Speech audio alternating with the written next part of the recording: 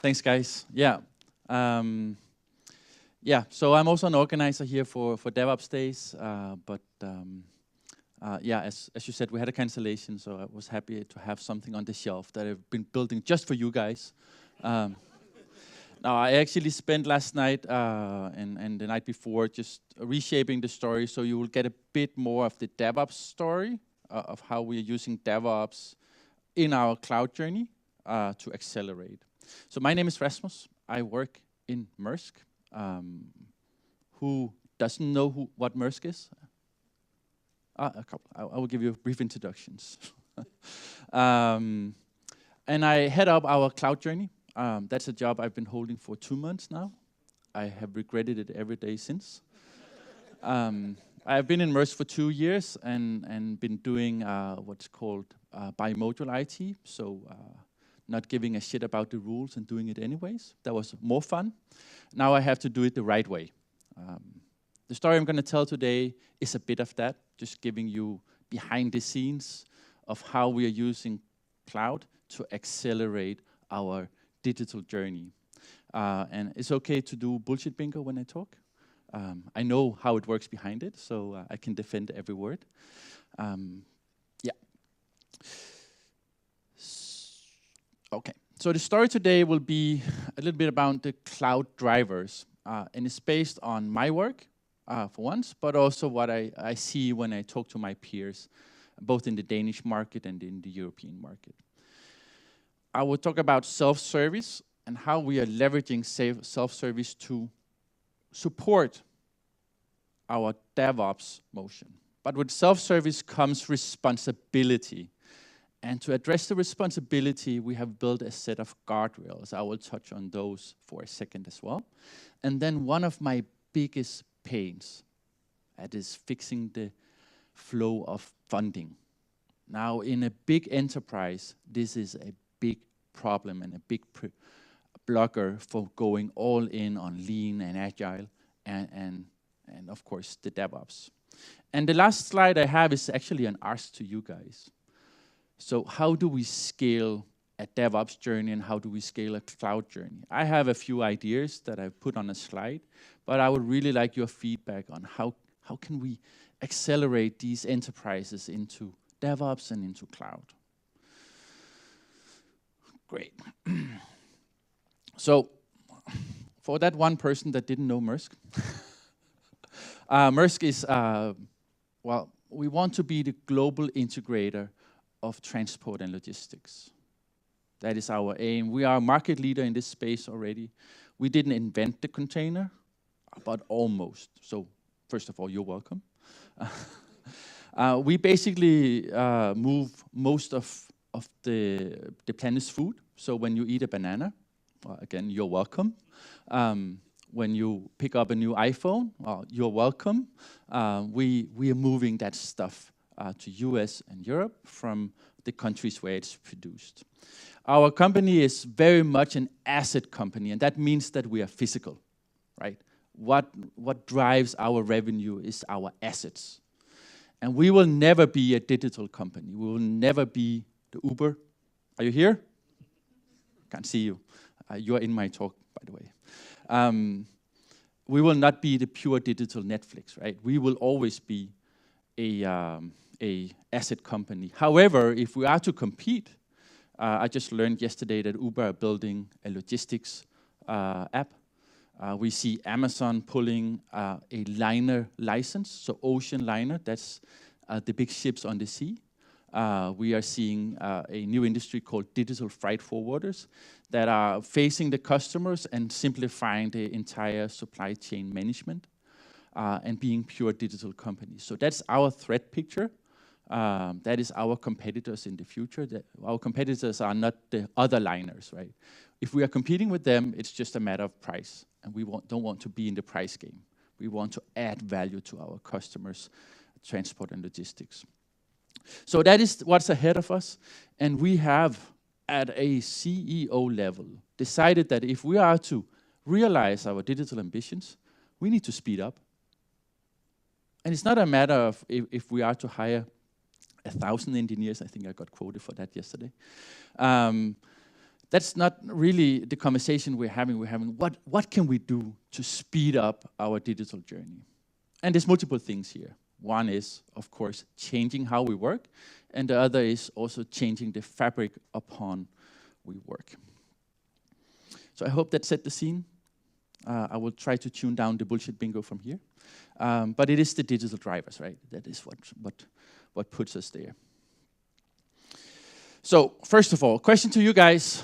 How many here works for a company or a customer that has a cloud strategy?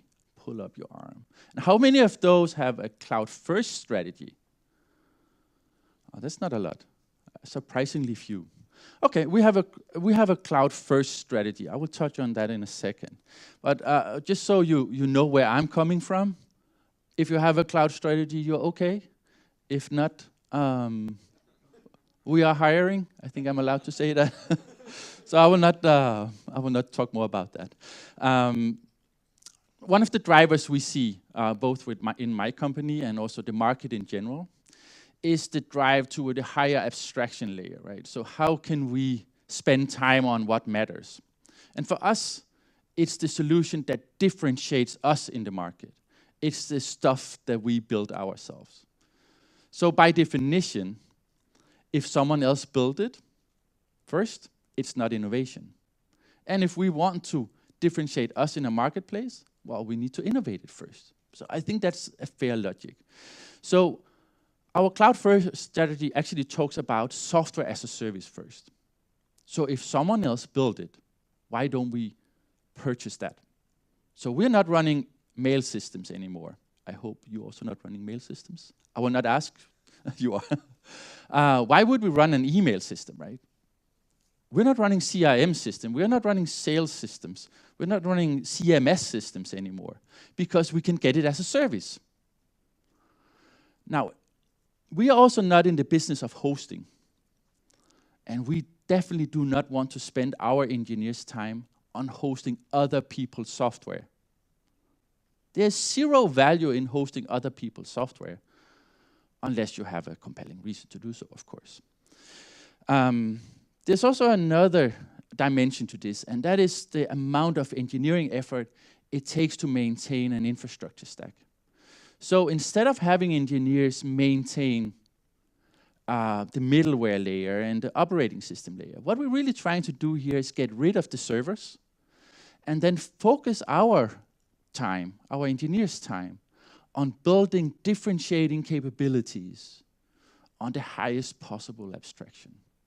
So the push is towards serverless, functions, platform as a service, and just building what differentiates us and speeds us up into that delivery. Is that extreme? I'm not seeing any nods. Okay, cool. Another dimension we have on our cloud drivers is the co-innovation in cloud. So with it being an asset business, you're also in the IoT space. And we have a lot of IoT devices. So we have 750 vessels on the ocean right now. Some of them we own, others we lease. And those 750 have probably 100 sensors on it, each. And we want to harvest that data. But is there any reason on this planet why I would build an IoT stack ground up, a device management solution to handle those sensors, those ships, and all that data? Would I want to stand up the infrastructure to support our global fleet? No, of course not. I want to use a cloud vendor's IoT stack as a service. Same with cognitive services. I know there's open source frameworks out there. If I can run it in a cloud and get it as a service, I'm all in. And we're seeing Google do some really interesting stuff here. An integration platform as a service is really powerful. So with functions, with service buses, and with enterprise integration, it's really, really interesting. And what it all does for us, it frees up our time so we can build what differentiates us as a company. And now we have a fun one. So a monolithic infrastructure. So we're using the term monolithic often when it relates to applications. So we have a monolithic application or monolithic architecture. we rarely talk about the monolithic infrastructures. So our network is a classic Windows network with all the wonderfulness that comes out of a Windows network, where you have interconnection between your servers so you can authenticate, and it's really, really great. I am partly to blame for those. I have been preaching them for years. However, we must also realize that the year is 2019, and there is another way. So, what defines a monolith when you talk about applications or infrastructures is that it's more complex than one single person can comprehend it. That's a simple way of defining it. And when you have a client network of 45,000 users and over 10,000 servers, then that's monolithic. I think we can agree. And moving away from that is really powerful. Now we have what's called a perimeter defense strategy, and it sounds really awesome, but it's not. It basically means that you have grumpy firewall admins deciding what goes in and out, and they're really good at that, and it's powerful, it does the job. But I will say, having a Windows network with a perimeter defense strategy is really good at preventing things from coming in and out. However, when you suffer what's called a drive-by attack, and you get a little virus called NotPetya in your network that attacks your 10,000 Windows servers, it doesn't do anything good for you. So when I started 2 years ago, I proposed something called a decoupled infrastructure, where we, instead of building everything on the domain network and connected it, even though it was in cloud, we would build network connectivity between everything. I got a lot of resistance. Now, have you heard in the news that we got attacked? Yeah, so basically they wiped out all our Windows servers. And it was a drive-by attack. We were not the target, but we were the victim. And they deleted all of our Windows estate. So all clients and most of our servers. After that, this got really, really a lot of traction. So today, and since that day, and up to today, everything is in a decoupled infrastructure, and we mean that seriously. Everything is built in the cloud with zero network connectivity back to on-premises or back to the classic network. It's all either web or APIs over web, and no exceptions. Now, and this is not hard when you move to the cloud, by the way. This is the default configuration. You actually have to make an effort to make it connected. Another one is self-service, and I'm going to touch on that in a second. But just being able to bring down the lead time for infrastructure to seconds, minutes, over days, months, and even in some cases years, is really powerful. Also when you're prototyping, right? If you have an experiment you want to run, just being able to get that environment just for a few hours or a few days or a few weeks is really powerful. And the cloud gives us that.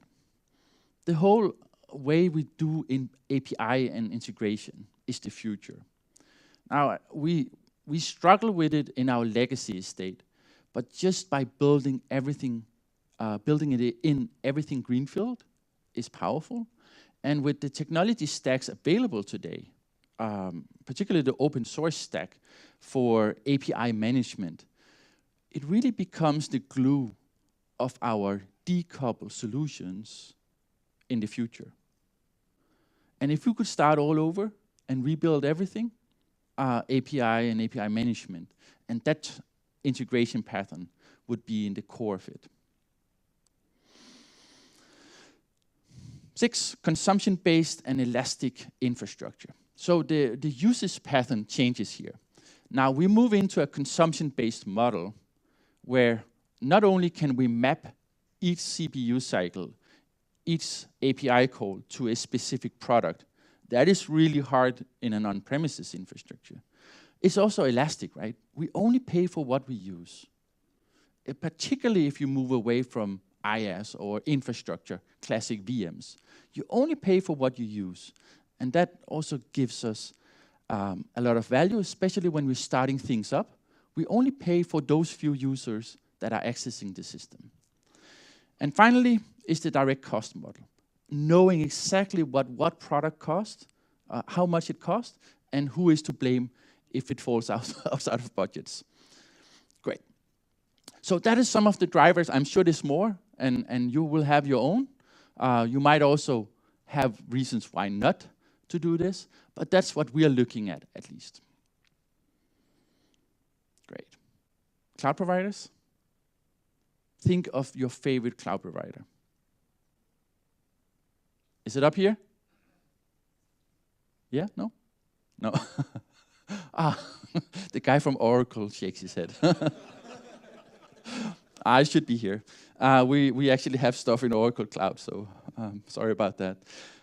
Yeah. So the way we see it is we have hyperscalers out there, and the hyperscalers are 3, right? And that's not my opinion. That's someone else's opinion. So Google, Azure, and AWS. But there's more clouds, and we can add value to them in specific use cases. What I see when I talk to my colleagues is there's different ways of doing the cloud provider strategy. So most will go with a single cloud provider because that is absolutely the cheapest way. You could also have a cloud provider, one preferred. So this is our default cloud, unless you have a really good reason to use another one. That's the way we are doing it so far.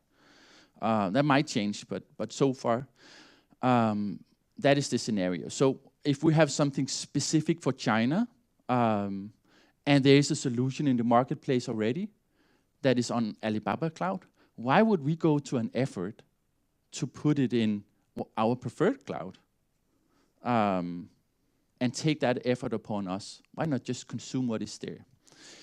And then the last one is the multi-cloud provider, where each project or each product chooses its own cloud provider.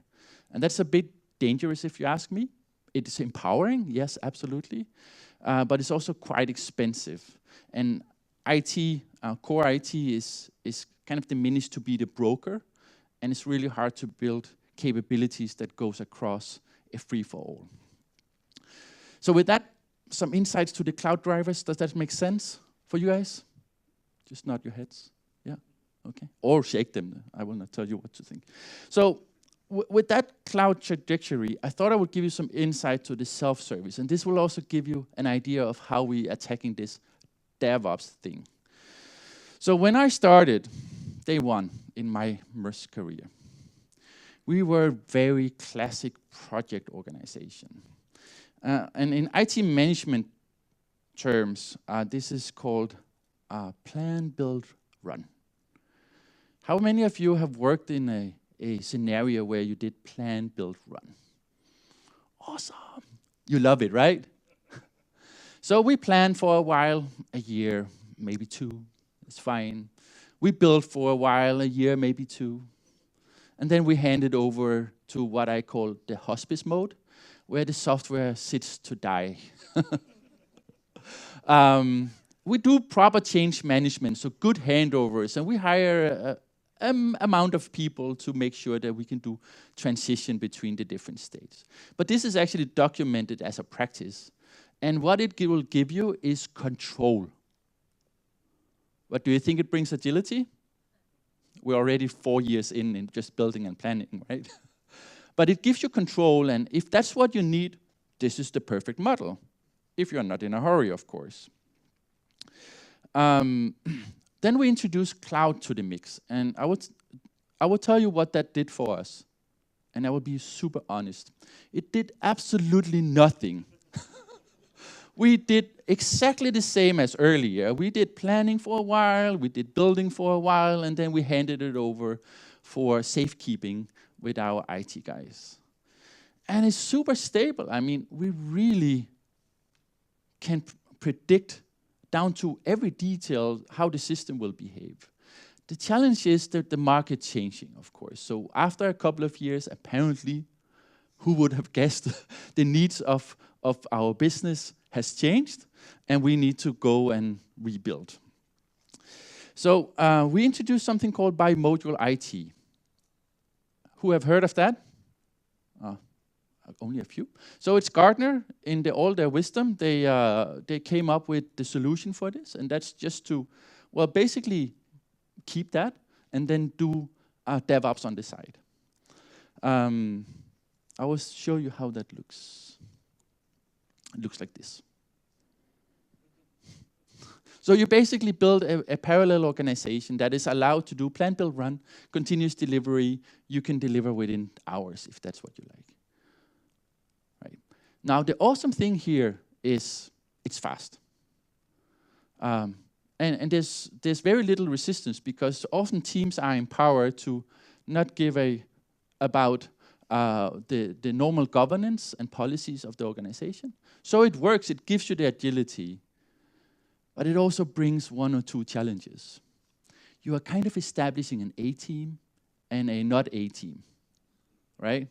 So you do this, it is bimodal, it's a two-speed IT.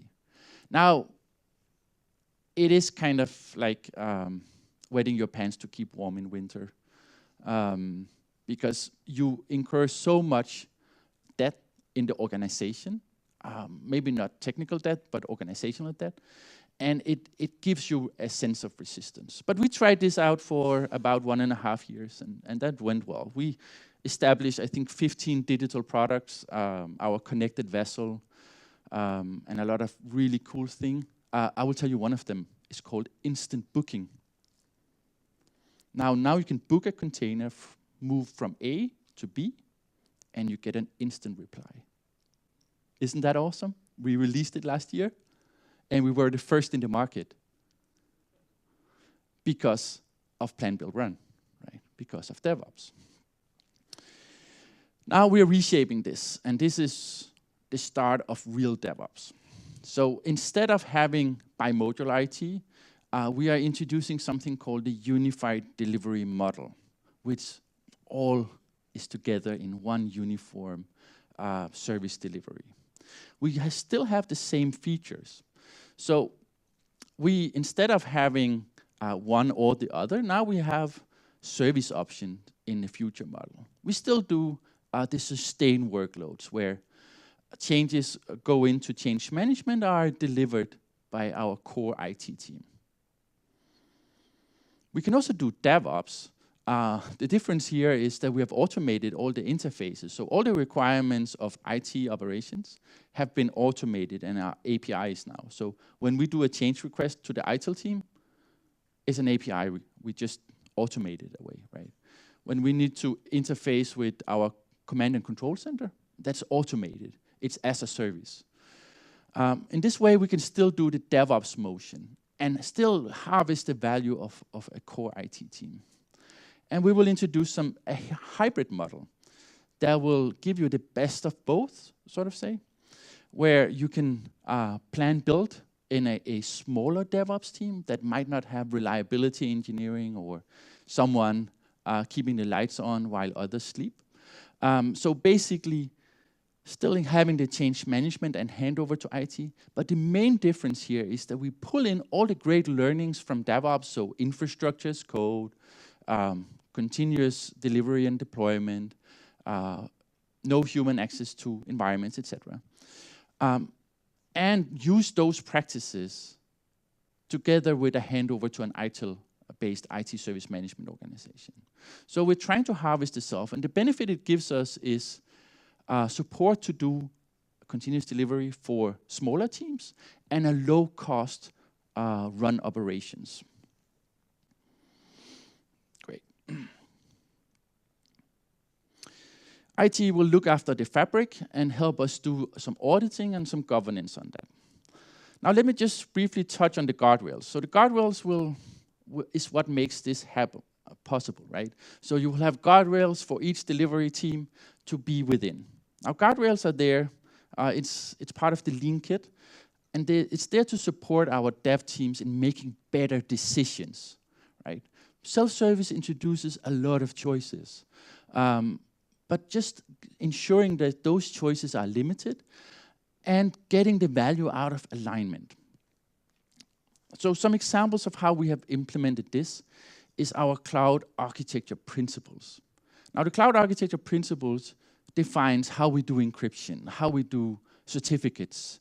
It doesn't give you the technical configuration, but it gives you a rationale so you can go and figure out how to implement it, right? We don't want to be very restrictive.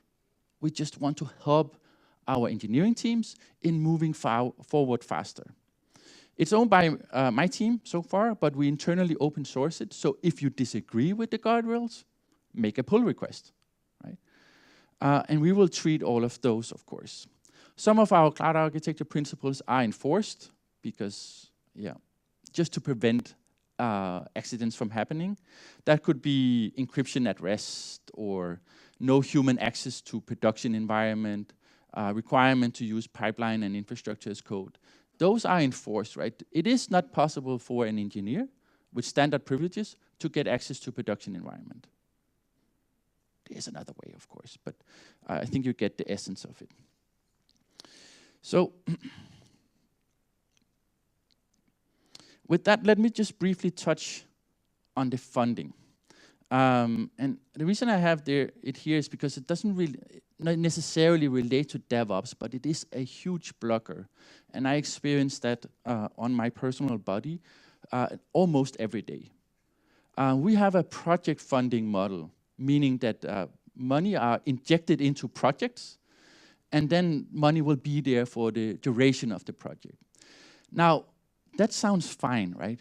It has money in it, what's not to like? But the challenge is a project ends. Now, bringing in a culture that says, sure, funding will end, but so does your software product, is a bit hard. So the way we introduce this is we will actually tell product owners, business stakeholders, that we will shut down if you shut down funding. We will basically turn it off. So changing the mindset of our business colleagues, so people in shipping, people in freight forwarding, etc., to tell them that IT is no longer projects, but it's live running products, is really a cultural change.